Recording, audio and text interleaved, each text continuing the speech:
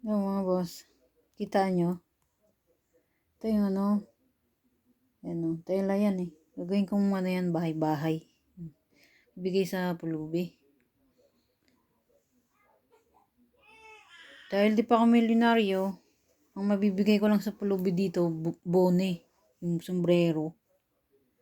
O, sa Pinas naman, ito bibigay ko, gagawin kong bahay yan. O. Kasi dahil solid.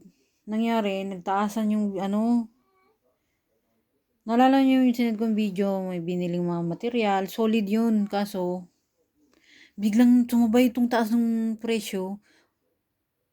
Nabigla ako. Siyempre, asa lang ako sa sahod ng asawa ko eh, kasi wala akong trabaho ngayon.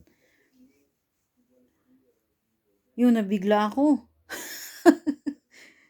Pero, pwede na rin to bahay. Gagawin ko bahay itong tela eh. Oh. Matagal nga lang to. Oh. Tapos yung kabuhayan, forever naman. Kabuhayan, ano, kailangan ko pa ng, ano, medyo marami-raming budget kasi, nagtaasan kasi lahat.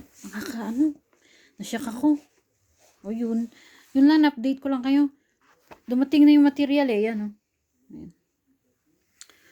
Gagawin kong bahayan. Matagal nga lang, asahan nyo na matagal. Yun lang mga boss, tapos ano. Parang may sabihin pa ako. Hindi ko maalala. Ciao.